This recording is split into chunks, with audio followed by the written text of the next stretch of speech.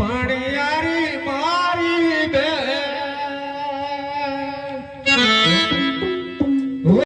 હવે પટિયાર રાજના મેલ કેટલે દૂર હશે અહીંથી? અરે રે વીરા, આ ઘડીએ અને આ ફળમાં ભોગી જવા છે. હવે અડધો કે પૂણો ખાવ છેટું છે. જાઓ અહીંથી મઢ સંકારો અને આખો આખો રે તમારી રાજોડે રે ગુંગારા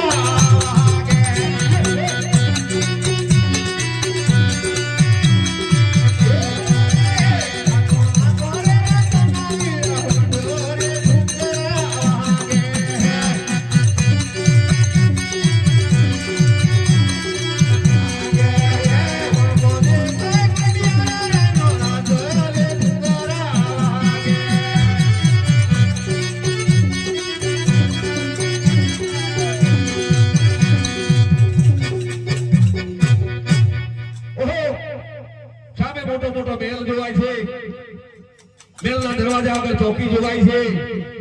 ત્યાં જ પટિયાર રાયનો મેલ હશે તેવું લાગે છે. અરે સિપાહીઓ, દરવાજો ખોલો, મારે પટિયાર રાયના દરબારમાં જવું છે. અત્યારે મધ્યરાતના દરવાજા નહીં ખુલે. કેમ નહીં ખુલે? અહીંયા રાજાનો ઓર્ડર નથી. જાઓ તમારા રાજાને કહેજો કે બહારથી કોઈ માણસ આવ્યો છે, સમટ લઈને અંદર આવવાનું કહે છે.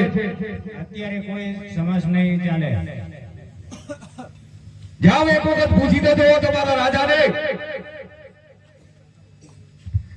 અલે ભાઈ, તમે કોણ છો? પતરાભાઈ કહું છું. અહીંયા કેમ આવ્યા છો? સગુનાને તેડવા માટે આવ્યો છું. ભલે તો હું મહારાજાને પૂછું છું.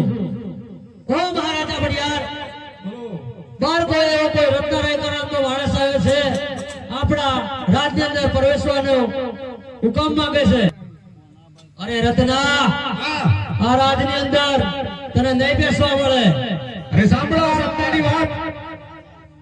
જાઓ તમારા રાજાને કહેજો કે પોકણગઢ થી રત્નો રાયકો આવ્યો છે બેન સગુનાને તેડવા માટે. એમ પઢિયાને વાત કરજો. અને એ પણ કંકોત્રી લઈને આવ્યો છે. રામદેવજી નો વિવાહ છે. 20 વર્ષે જતો અહીંયા એક માણસ આ કંકોત્રી નો એઢાણ લઈને આવ્યો છે. એમ કહેજો. જાઓ પઢિયાને. ઓ મહારાજા, કોઈ રત્નો રાયકો મારે એવું કહે છે કે પોકણગઢ ની અંદર રામદેવજી નો લગ્ન લેવાય છે. એમની કંકોત્રી લઈ અને સગુનાને તેડવા માટે આવ્યો છે. એને ના કહો. ઓ રત્ના, અહીંયા સગુનાને પણ 20 વર્ષો થઈ ગયા છે.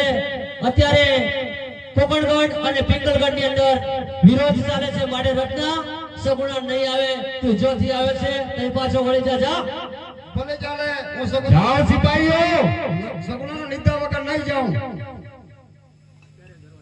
જાઓ સિપાહીઓ, દરવાજામાં જઈને ફરી પઢિયારને વાત કરજો. રત્નો કદાપી જે કામે આવ્યો છે તે કામ પતાવીને જ જશે, નહીંતર તો જાન દેશે, નહીં તો આ હોઠ અહીંયા મારીને જઈશ, પણ સગુના લીધા વગર નહીં જાઓ. મહારાજા બોલો. રત્નો રાય કો માનતો નથી એના માટે શું કરીએ?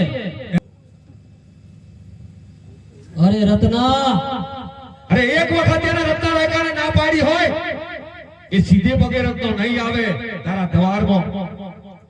તો દરવાજા બંધ જ રાખો, આપણે બી જોઈએ છીએ રત્નાની તાકાત.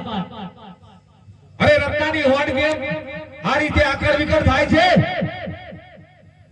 અરે મને ગવે, અરે બાય તે પાછી ગેલો હીરા